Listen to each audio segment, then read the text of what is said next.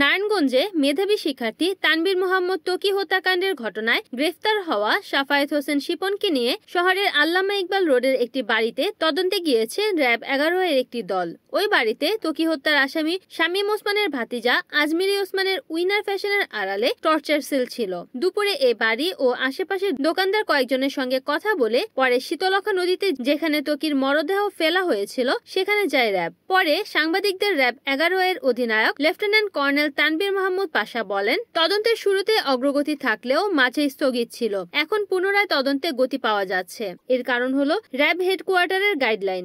সম্প্রতি ৫ জনকে গ্রেফতার করা হয়েছে।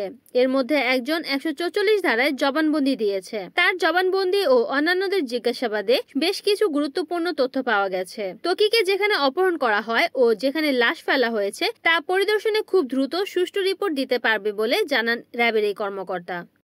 ২০১৩ সালে ত্বকী হত্যাকাণ্ডের শিকার হয় এবং এটা দীর্ঘদিন যাবৎ মামলার তদন্তভার র‍্যাবের কাছে রয়েছে। আমরা এটা তদন্ত করছি এবং তদন্তের শুরুতে যেমন বেশ কিছুটা অগ্রগতি ছিল, মাঝখানে কিছুদিন স্থবির হয়ে থাকার পরে এটা আমরা পুনরায় তদন্তে গতি পেয়েছে। এর অন্যতম প্রধান কারণ হচ্ছে আমরা র‍্যাব হেডকোয়ার্টার্সের সহায়তা পাচ্ছি। র‍্যাব হেডকোয়ার্টার্সের তদন্ত শাখা এবং গোয়েন্দা শাখা তাদেরও আমাদের ব্যাটালিয়নকে সহায়তা করছেন এবং আমরা নেসেসারি গাইডলাইন পাচ্ছি।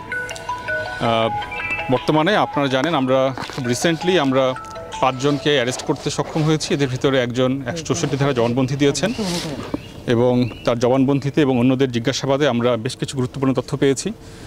তারই ধারাবাহিকতায় আমাদের এই বর্তমান অ্যারেস্টসমূহ।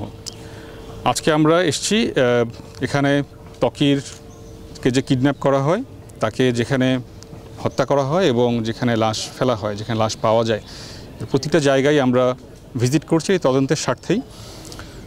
এখানে যিনি তদন্ত অফিসার আছেন তিনি আমাদের সাথে রয়েছেন এবং তারা সহকারীও যারা রয়েছেন তারা আমরা সবাই মিলেই আমরা লোকেশনগুলো দেখছি। আশা করছি আমরা খুব দ্রুতই একটি সুষ্ঠু রিপোর্ট ইনশাল্লাহ দিতে পারবো। যাকে আমরা নিয়ে এসেছি তিনি বেসিক্যালি আমাদের এখানে আটক আছেন, তিনি রিমান্ডে আছেন। আমরা তাকে সহায়তা করছেন, আমাদের বিভিন্ন জায়গা দেখিয়ে দিচ্ছেন। রিপোর্ট করেছেন সাগর খান, NN TV, নারায়ণগঞ্জ।